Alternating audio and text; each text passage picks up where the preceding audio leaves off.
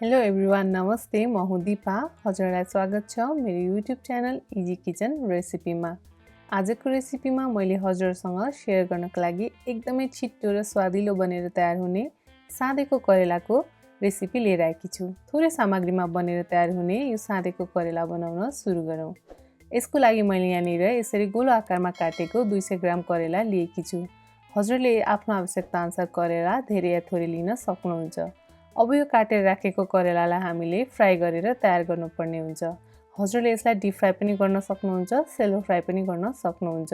मैले यो फ्राई गर्नको लागि यहाँ प्यान बसाले। करेला फ्राई गर्नुभन्दा पहिला साँधेको करेला बनाउनको लागि चाहिने मसला तयार गरौँ। त्यसको लागि मैले यो तातेको प्यानमा ठुलो चिया चम्चाको 1 चम्चा जिरा राखेँ र यो जिरालाई अब राम्रोसँग भुट्ने। यो साँधेको करेला बनाउँदा चाहिँ भुटेको जिराको धुलो राख्दा एकदमै स्वादिलो बन्छ। हजुरले यहाँ भिडियोमा देख्न सक्नुहुन्छ मजाले जिरा भुटिसकेको छ। यतिको भुटिसकेपछि अब भने यो जिरालाई एउटा प्लेटमा खनाएर राख्ने। जिरा खनाइसकेपछि हामीले फेरि यही प्यान लिएर यसमा नै करेला फ्राई गर्नेछौँ। प्यान राम्रोसँग तातेको हुनाले मैले यसमा तेल राखिदिएँ।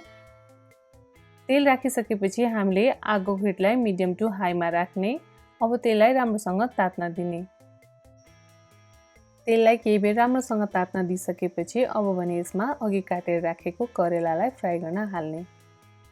करेला फ्राई गर्दा चाहिँ हजुरले सकेसम्म थोरै तेल राखेर फ्राई गर्नुहोला, किनभने करेला फ्राई गरिसकेको तेल पछि तितो हुने हुँदा अरू कुरामा युज गर्न अनि नमिल्ने भएको हुनाले ठिक्क मात्रामा तेल राखेर यसलाई फ्राई गर्नुभयो भने राम्रो हुन्छ।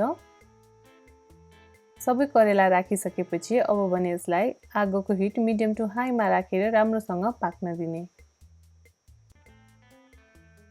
केही बेर एक साइडबाट करेलालाई राम्रोसँग फ्राई गरिसकेपछि अब यसलाई अर्को साइड फर्काइदिने र सबैतिरबाट राम्रोसँग गोल्डन ब्राउन हुने गरी यसलाई फ्राई गर्ने।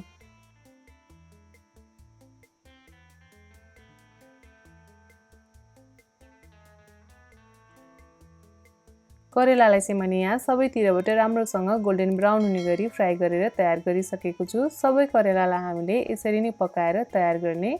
अब यो तयार भएको करेलालाई चाहिँ हामीले यो तेलबाट तारेर निकाल्ने। यसरी नै सबै फ्राई गरेको करेलालाई एउटा ठुलो कचौरामा राख्दै जाने। फ्राई गरेको करेलालाई चाहिँ हामीले एकछिन सेलाउन दिनुपर्छ। यो राम्रोसँग सेलाएपछि मात्र यसमा अरू सामग्री हालेर साँधेको करेला बनाउन सुरु गर्नुपर्छ। केही बेर यतिको राखिसकेपछि करेला सेलाइसकेको छ। करेला यतिको सेलाइसकेपछि अब यसमा अरू सामग्रीहरू हाल्दै जाने। मैले यहाँनिर लिएकी छु मसिनो गरी काटेको एउटा मिडियम साइजको प्याज। यो प्याजलाई पनि यसमा हालिदिने। प्याज राखे सँगसँगै यसमा मैले 2टा हरियो खुर्सानीलाई यसरी काटेर लिएकी छु, यसलाई पनि हालिदिने। त्यसै गरी मैले यहाँनिर थोरै लसुनलाई यसरी कुटेर लिएकी छु, यसलाई पनि हाल्ने।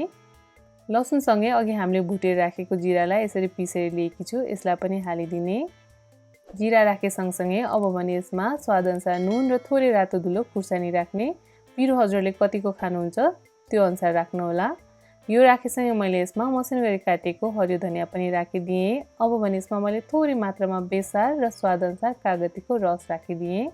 यो सबै सामग्री राखिसकेपछि अब यसलाई हामीले राम्रोसँग मिक्स गरिदिने।